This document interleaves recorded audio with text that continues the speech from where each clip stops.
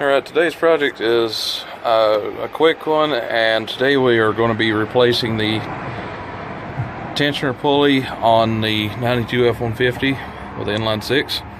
The idler pulley I'm using is made in the United States by Daco. That is the part number for it, and it's a simple replacement because literally all we're doing is putting a brand new pulley on the tensioner arm. That's all we're doing.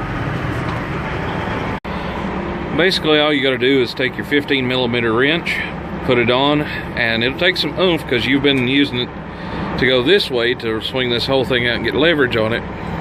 But all you got to do is loosen it up, and then from there it just unbolts. Simple as that.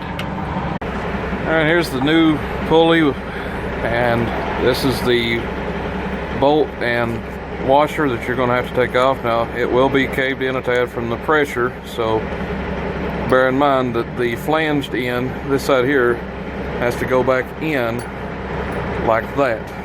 It has to go against the pulley.